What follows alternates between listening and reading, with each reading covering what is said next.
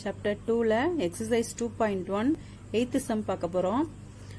If D is the HCF of 32 and 60 இந்த ரெண்டோடைய HCF அவங்களே கொடுத்துட்டாங்க. என்னன்னு கொடுத்திருக்காங்கன்னா D ன்னு கொடுத்திருக்காங்க வேரியபிள்ல. சரிங்களா? என்ன கண்டுபிடிக்கணும்னா find x and y satisfying D equal to 32x plus 60y அப்படின்னு சொல்லி கொடுத்திருக்காங்க. இப்போ இந்த x ஓட வேல்யூ y ஓட வேல்யூ கண்டுபிடிக்கணும். இதோட HCF D ன்னு கொடுத்திருக்காங்க. அப்ப நம்ம கண்டுபிடிச்சிடணும் இல்லையா? HCF நம்ம கண்டுபிடிக்கணும். நல்லா கவனிங்க. இப்போ HCF of 32 and 60 க்கு கண்டுபிடிக்கணும். நமக்கு D ன்னு தான் கொடுத்திருக்காங்க. அந்த வேரியபிள் நம்ம கண்டுபிடிக்கணும். சரிங்களா? இப்போ A equal to BQ plus R. இப்போ எது பெரிய நம்பரோ அதுதான் நம்ம என்னன்னு வச்சுப்போம், பெரிய நம்பர் தான் ஏன்னு வச்சுப்போம் இல்லையா? அப்போ 60 equal to 32 Q கண்டுபிடிச்சிக்கலாம், then R கண்டுபிடிக்கணும். சரிங்களா? அப்போ டிவைட் பண்ணி பார்த்துடலாம். இப்போ 60 உள்ள போட்டுக்கோங்க, 32 வெளில போட்டுக்கோங்க. எத்தனை 32s இருக்கும்? 132 தான் இருக்கும் இல்லையா? 132 சார் 32, பேலன்ஸ் 28 கிடைக்கும். இப்போ 28 வந்து ரிமைண்டர், இது கோஷன்ட் 1 கிடைச்சிருக்கு. தென் இப்போ என்ன பண்ண போறோம்? 32 இங்க போட்டுக்க போறோம், ஈக்குவல் டு இந்த 28 இங்க வந்துரும். இப்போ இதோட கோஷன்ட் ரிமைண்டர் கண்டுபிடிக்க போறோம். இப்போ எத்தனை 28 இருக்குதுல? 1 டைம் தான் பண்ண முடியும். 128 சார் 32, 28 வரும். இப்போ இதுல பேலன்ஸ் எவ்வளவு வரும்? ஒன்னொன்னு நான் போட்டே காமிச்சிடுறேன். 28 இதுல ரிமைண்டர் 4 கிடைச்சிருக்கு. இப்போ 4. இப்போ இந்த 28 இங்க கொண்டு வந்துடலாம், ஈக்குவல் டு 4 கொண்டு வந்துடலாம். கோஷன்ட் ரிமைண்டர் கண்டுபிடிக்கணும். எத்தனை 4s ஆர் 28 கிடைக்கும் நமக்கு? 7 4s ஆர் 28. ரிமைண்டர் 0 கிடைச்சிருச்சு. அப்ப இதோடய ஸ்டாப் பண்ணிக்கலாம். இதுல இருந்து இப்போ HCF வந்து நமக்கு என்ன கிடைச்சிருக்கு? 4ன்னு இருக்கு. இதுதான் 4, இதுதான் HCF ன்னு சொல்லியிருக்கோம் இல்லையா? அப்போ D equal to 4 அப்படின்னு சொல்லி நம்ம சொல்லலாம். ஏன்னா D தான் வந்து கொடுத்திருக்காங்க, வேரியபிள் கொடுத்திருக்காங்க, அதை நம்ம கண்டுபிடிச்சிருக்கோம். இப்போ என்ன பண்ணணும்னா, இப்போ என்ன ஈக்குவேஷன்ல என்ன கொடுத்திருக்காங்க? D equal to 32x plus 60y, அதுல xும் yயும் என்ன அப்படின்னு சொல்லி கேட்டிருக்காங்க. சோ அந்த D இருக்கிற இடத்துல நம்ம 4 சப்ஸ்டிட்யூட் பண்ணலாம். நெக்ஸ்ட் பாருங்க, D equal to 32x plus 60y அப்படின்னு சொல்லி கொடுத்திருக்காங்க. அப்ப D ல 4 அப்படின்னு போடணும்னா 32x plus 60y அப்படின்னு கிடைக்கும். இதுல இருந்து xy எப்படி கண்டுபிடிக்கிறது அப்படின்னு நல்லா பாருங்க. இப்ப நம்ம வந்து இந்த ஈக்குவேஷன் 1 இது 2 அப்படின்னு சொல்லி எடுத்திருக்கோம். இது ஏன் இதை 1 இதை 2ன்னு எடுத்துக்கணும் அப்படின்னா, இப்ப 4ன்னு இருக்கு இல்லையா? நான் வந்து செகண்ட் ஈக்குவேஷனையும் ஃபர்ஸ்ட் ஈக்குவேஷனையும் நான் இங்க எழுதி காமிக்கிறேன் பாருங்க. இப்போ 60 equal to 32 into 1 plus 28 ன்னு ரிமைண்டர் கிடைச்சிருக்கு. இத 1 ன்னு எடுத்திருக்கோம். தென் 32 equal to 28 into 1 ன்னு இருக்கு, பிளஸ் 4 கிடைச்சிருக்கு. இத 2 ன்னு எடுத்திருக்கோம். இது ஏன் இதை வந்து 1 and 2 எடுக்கணும் அப்படின்னா, நமக்கு தேவையானது என்னன்னா 32 ஓட மல்டிபிள் தான் வந்து x, அது என்னன்னு கண்டுபிடிக்கணும். அடுத்து 60 ஓட மல்டிபிள் தான் y, அதை வந்து y நம்ம கண்டுபிடிக்கணும். சரிங்களா? இப்ப இதுல பாத்தீங்கன்னா இந்த ஈக்குவேஷன்ல 60 32 இருக்கு. இந்த ஈக்குவேஷன்ல பாத்தீங்கன்னா இதை ஏன் எடுத்துக்கணும் அப்படின்னா, இதுலதான் வந்து 4 இருக்கு. இந்த 4 வச்சுதான் நம்ம xy வேல்யூ கண்டுபிடிக்க போறோம். சரிங்களா? இப்ப இந்த செகண்ட் ஈக்குவேஷன்ல பாத்தீங்கன்னா இந்த 4 இருக்கு இல்லையா? இது வந்து எப்படி நம்ம வந்து இந்த ஈக்குவேஷன் வந்து 1 2ன்னு எடுத்துக்கிறது? இதுல வந்து இப்ப 3 லைன்லயே முடிஞ்சிருச்சு. நம்ம இதை 1 and 2ன்னு எடுத்துட்டோம். இப்போ ஒரு சில சம்ல பாத்தீங்கன்னா இன்னும் நிறைய நம்ம மல்டிபிள்ஸ்லாம் நிறைய வரும். அப்படி இருக்கும்போது என்ன பண்றீங்க, நம்ம கொடுத்திருக்க HCF வந்து எதை வந்து நம்ம HCFன்னு எடுத்துப்போம்? 0க்கும் மேல இருக்கிற லைனை தான் வந்து, அதுல இருக்கிறதா நம்ம R தான் வந்து HCFன்னு எடுத்துப்போம். சோ இதுக்கு மேல 0க்கு மேல இருக்கிறத 2னும் அதுக்கு மேல இருக்கிறத 1னும் எடுத்துக்கணும். சரிங்களா? அப்படி எடுத்துக்கிட்டீங்கன்னா உங்களுக்கு இதோட இது ஈஸியா கிடைச்சிடும். கவனிங்க, இதுல வந்து ஒரு ஸ்டெப்பையும் நீங்க வந்து நல்லா ஒத்து கவனிங்க. இப்போ இங்க 4ன்னு இருக்கு. இதுல இருந்து எப்படி நம்ம இதுல ஃபார்ம் பண்ணி எடுக்கிறது அப்படின்னு பாருங்க. இப்போ 4 வந்து நம்ம இந்த பக்கம் கொண்டு வந்துடணும். ஏன்னா இந்த லைன்ல தான் இந்த 4 இங்க இருக்கு இல்லையா? இப்போ நான் என்ன பண்ண போறேன், இந்த 4 ஈக்குவல் டு அப்படின்னு சொல்லி எடுத்துட்டு இந்த 28ம் 32ம் இருக்கு இல்லையா, இந்த 32 வந்து என்ன ஆயிடும், 32 அப்படியே வச்சுக்கோங்க. இந்த 28 வந்து இந்த பக்கம் வரும்போது -28 அப்படின்னு ஆயிடும். ஏன்னா 4 இந்த பக்கம் வந்துருச்சு, 28 இந்த பக்கம் வந்துடும். சரிங்களா, -28 ஆயிடும். இப்போ இதுல இருந்து எப்படி வந்து xy வேல்யூ கண்டுபிடிக்கிறது அப்படின்னு பாருங்க. நமக்கு வந்து 32ஓட மல்டிபிள் வந்து x அப்படின்னு சொல்லியிருக்காங்க. 32 இருக்கு. 28 வந்து இல்ல, நமக்கு 60 தான் தேவை. 60ஓட மல்டிபிள் இருந்தா தான் அதை வந்து நம்ம y அப்படின்னு சொல்லி எடுத்துப்போம். இப்ப 28 இருக்கு. இப்ப பாருங்க, இத வந்து ஃபர்ஸ்ட் ஈக்குவேஷனை கவனிங்க. இப்ப 60 இதுல இருக்கு. இதுல இருந்து நம்ம வந்து இதை எப்படி எடுக்க போறோம் அப்படின்னு பாருங்க. இந்த 28 எப்படி எழுதலாம், 60 - 32 வந்து 28 கிடைக்கும் இல்லையா. 60 - 32 வந்து 28 கிடைக்கும். நமக்கு 60 தான் தேவை. அதனால 60 இங்க கொண்டு வரணும் அப்படின்றதால நான் என்ன பண்றேன், 4 = 32 அப்படியே வச்சுட்டு மைனஸ் ஆஃப் இந்த 28 என்னன்னு பண்ண போறேன், 60 - 32 60 - 32 அப்படின்னு எடுத்தா நமக்கு 28 கிடைச்சிரும். அதனால நான் வந்து இந்த ஈக்குவேஷனை எடுத்திருக்கேன். புரிஞ்சுதா? சரி, கவனிங்க. இப்போ இதுல எப்படி மேடம் நமக்கு எக்ஸ் ஒய் வேல்யூ நம்ம கண்டுபிடிக்கிறது அப்படின்னா, நம்ம ஏற்கனவே பார்த்திருக்கோம் 32ஓட மல்டிபிள் எக்ஸ், 60ஓட மல்டிபிள் ஒய்ன்னு. அப்ப 32க்கு பக்கத்துல மல்டிப்ளை பண்ணிட்டு என்ன இருக்கோ அது எக்ஸ்ன்னு சொல்லலாம். 60க்கு பக்கத்துல என்ன மல்டிபிள் பண்ணிட்டு இருக்கோ அதை ஒய்ன்னு எடுத்துக்கலாம் இல்லையா. சோ நான் இதை இப்ப என்னன்னு பண்ண போறேன், எத்தனை டைம்ஸ் இருக்கு, 32 வந்து 2 டைம்ஸ் இருக்கு. இதை பிளஸ்ன்னு எடுத்துக்கலாமா, 32 - 60 மைனஸ் இன்ட்டு மைனஸ் பிளஸ் 32 அப்படின்னு இருக்கு. அப்ப இது ஒரு பிளஸ் 32, இது ஒரு பிளஸ் 32. என்ன பண்ணலாம், 4 = 32 × 2 2 டைம்ஸ் இந்த 32 இருக்கு அப்படின்னு எழுதியிருக்கேன். ஏன்னா நம்ம எக்ஸுக்கு தேவை அப்படின்றதால அதோடைய மல்டிபிள் என்னவோ அதுதான் நமக்கு எக்ஸ்ன்னு சொல்லியிருக்கோம். அப்போ தென் -60 பிளஸ் 60 இந்த -1 தான் இது கூட மல்டிபிள் பண்ணிட்டு இருக்கு. -1 தான் மல்டிபிள் பண்ணிட்டு இருக்கு. இதை ஏன் இப்படி எடுக்கணும் அப்படின்னா, நமக்கு அந்த வேல்யூ தேவைன்றதால அது கூட என்ன மல்டிபிள் பண்ணிட்டு இருக்கோ அதை எடுக்க போறோம். புரிஞ்சுதா? அப்போ 32 கூட என்ன மல்டிப்ளை பண்ணிட்டு இருக்கு, 2. 60 கூட என்ன மல்டிப்ளை பண்ணிட்டு இருக்கு, -1. சோ x = நம்ம கொடுத்திருக்கிறது அதுதானே. நமக்கு என்ன கொஸ்டின்ல கொடுத்திருக்காங்க பாருங்க, 32x 60y கொடுத்திருக்காங்களா. இந்த xy தான் இப்ப நம்ம வந்து கண்டுபிடிச்சிருக்கோம். சரிங்களா, 32 கூட மல்டிப்ளை பண்ணிட்டு இருக்கிறது x, 60 கூட மல்டிப்ளை பண்ணிட்டு இருக்கிறது y. அதுதான் நம்ம இப்ப வந்து பிரிச்சு எடுத்திருக்கோம். புரிஞ்சுதா? அப்ப x = 2, y = -1. இவ்வளவுதான் நம்ம கண்டுபிடிச்சது. திரும்ப ஒரு டைம் சொல்றேன்,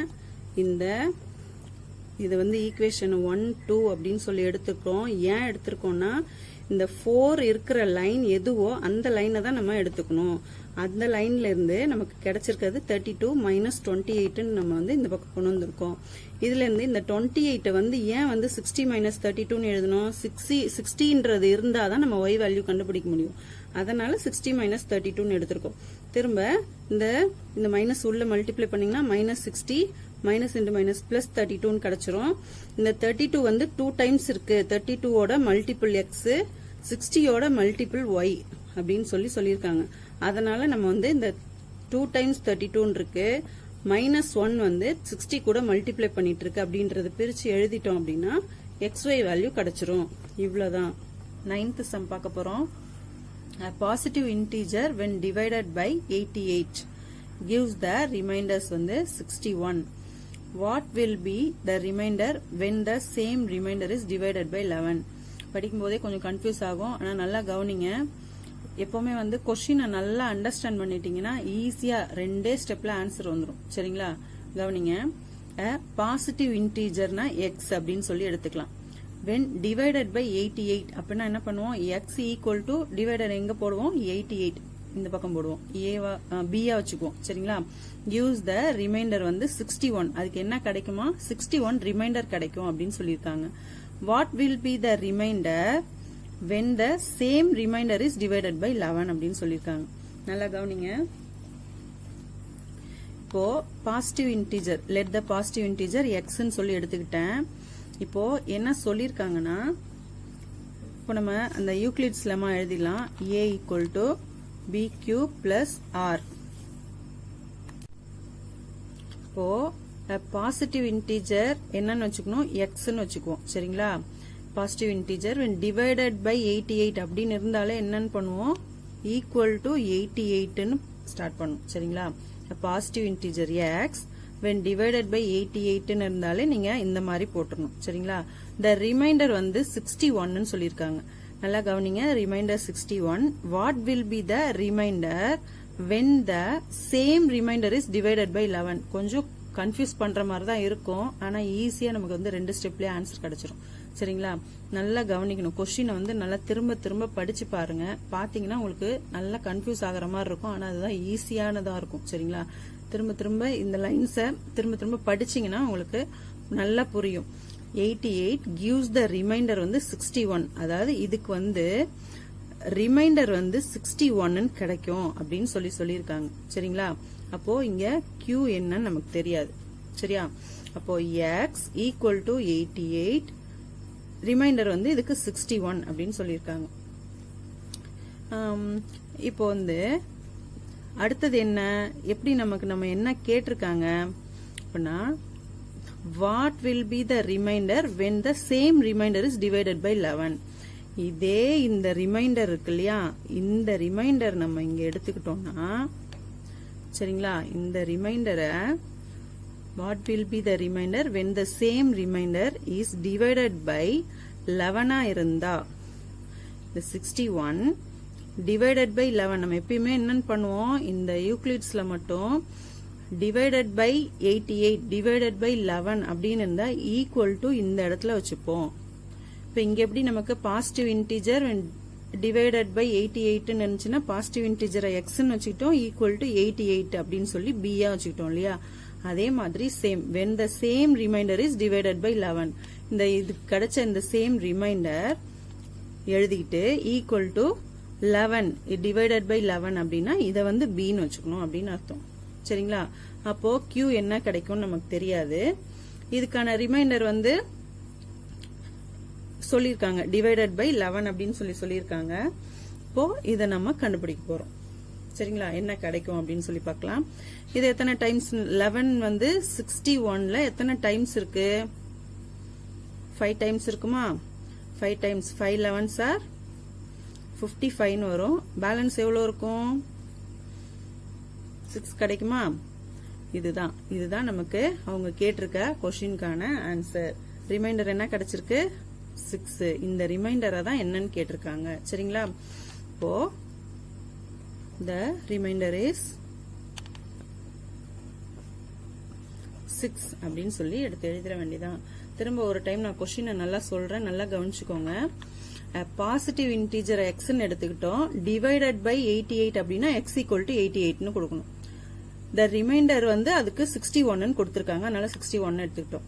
what will be the remainder when the same remainder, இதுக்கு கிடைச்ச ரிமைண்டர் அதை வந்து இதுக்கு நம்ம எக்ஸ்ன்னு எடுத்துக்கணும், ஏன்னு வச்சுக்கணும். Same remainder is divided by 11 அப்படின்னா திரும்ப இதுக்கு ஈக்குவல் டு 11. அப்ப இத வந்து இதோடைய யூக்ளிட்ஸ் லெமா நம்ம கண்டுபிடிக்கணும். சரிங்களா? கோஷன்ட் ரிமைண்டர் கண்டுபிடிக்கணும் அப்படின்னு அர்த்தம். நீங்க இப்படியே கண்டுபிடிச்சாலும் கண்டுபிடிக்கலாம், இல்லைன்னா டிவைட் பண்ணி 61 11 இப்படி போட்டு கண்டுபிடிச்சாலும் கண்டுபிடிச்சிக்கலாம். சரிங்களா? அப்படி பண்ணீங்கனாலும் 5 11s are 55, பேலன்ஸ் 6 ரிமைண்டர் கிடைச்சிரும். அப்ப கோஷன்ட்டும் ரிமைண்டரும் கண்டுபிடிச்சாச்சு. 10th சம் பார்க்க போறோம். prove that 2 consecutive positive integers are always co-prime அப்படின்னு சொல்லி கொடுத்திருக்காங்க. கான்சிக்யூட்டிவ் அப்படின்னா அடுத்தடுத்த நம்பர் அப்படின்னு அர்த்தம். சரிங்களா? தொடர்ச்சியா அப்படின்னு அர்த்தம். அப்ப 2, 3, 1, 2, 3, 4 அந்த மாதிரி அடுத்தடுத்த நம்பர், 1க்கு அப்புறம் 2, 2க்கு அப்புறம் 3, 3க்கு அப்புறம் 4.